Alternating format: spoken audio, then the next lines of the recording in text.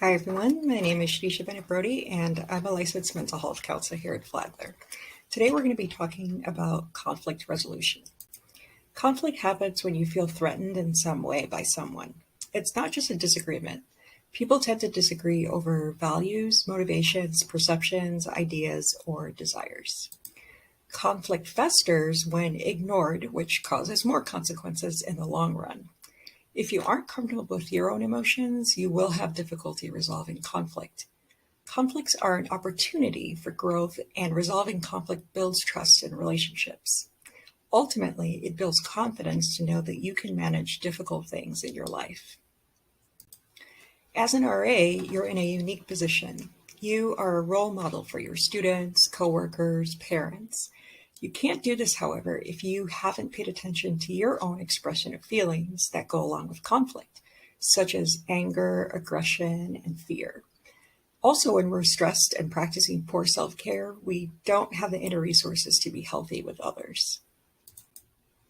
Context is everything, but there are some unhelpful responses to conflict, which we all have probably engaged in at some point in our lives. This ranges from not being able to compromise, avoidance of conflict because we're expecting a bad outcome, and not being able to recognize and respond to what is important to the other person. We may also respond in explosive, angry, hurtful, and resentful ways, and we may even reject, shame, or abandon the other person.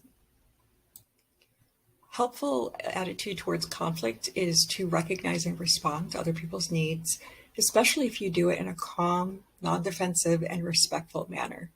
It helps to be ready to forgive and forget and let go of the anger if the situation warrants it. It's also helpful to be willing to compromise and believe that facing conflict is best for both sides.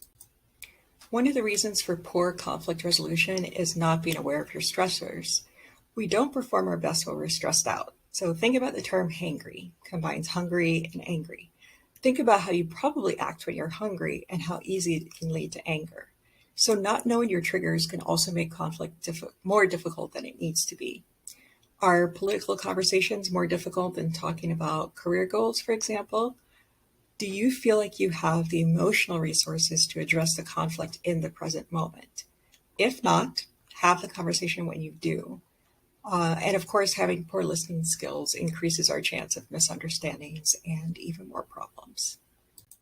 So first is to focus on the problem or the behavior, not the person. This means that personal attacks or degrading language like name calling, put downs, or swearing are out. Pause the conversation if this happens. Try to focus on one behavior or problem at a time.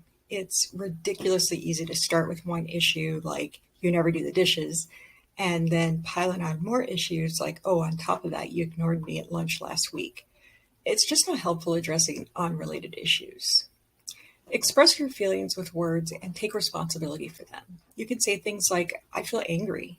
I feel hurt when you ignore my phone calls. I feel scared when you yell. These are good ways to express how you feel. Starting with I is a good technique to help you take responsibility for your own feelings. Take turns while talking. This can be challenging because we want to make our point, but taking turns is more respectful. Listen to the other person while they're speaking, not just waiting for your turn. Having effective listening skills increases our chance of hearing and understanding what the other person needs. Try to be as empathic as you can. Acknowledge the other person's feelings. Knowing that they're understood can reduce their hostility. Be assertive with a calm approach. Dealing with criticism. Now, this can be a tough one because no one likes to be criticized. One response to criticism is called fogging. This is where you accept that there might be some truth in the criticism. You can calmly acknowledge that you hear the criticism, but try not to get yourself trapped into feeling defensive or needing to explain yourself. Another way of dealing with criticism is negative assertion, and this is when you accept things that are due to your mistakes. You can agree with the criticism, although it doesn't mean that you have to own the entire accusation.